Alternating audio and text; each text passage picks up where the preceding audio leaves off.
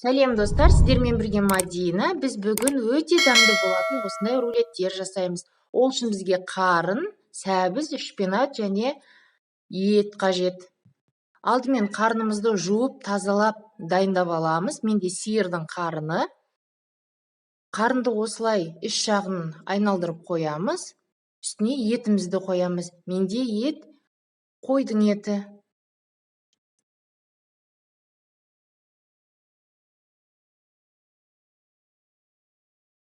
Тұз саламыз. Менде ет тұздалған, сондықтан аз салдым. Сіз өз етіне қарай салсаңыз болады. Қара бұрыш саламыз. Қалауларыңызға қарай чеснок, басқа да дәмдеушілер салсаңыздар болады.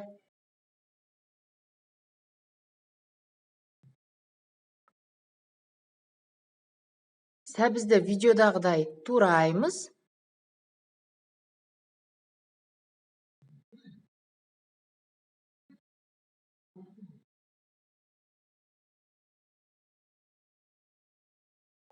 Шпинатты қойып шығамыз еттің үстіне.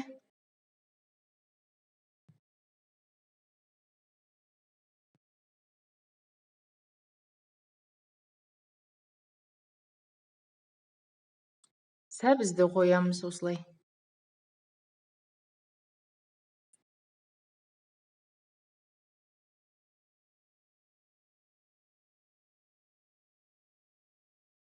Бәрін біріктіріп, рулет қылып ораймыз.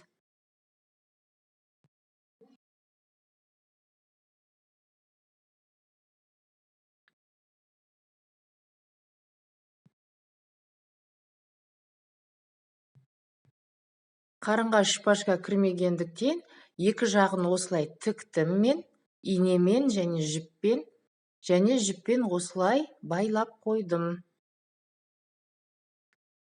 Қазанға салып қайнатамыз. 2-2,5 сағат мен қартамен бірге қайнаттым. Мінекей біздің рулетіміз дайын. Қайнатып, суытып алдым.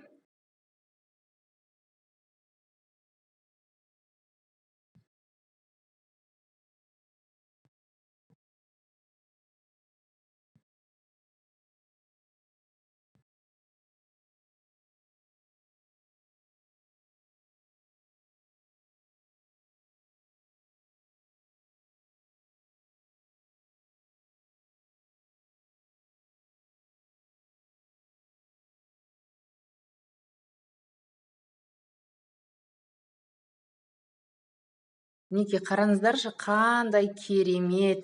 Дастарханда ерекше көз тартады, ерекше болып көрініп тұрады. Дәмі өте дәмді болып шығады. Сіздер де үй жағдайында осылай дайындап көріңіздер.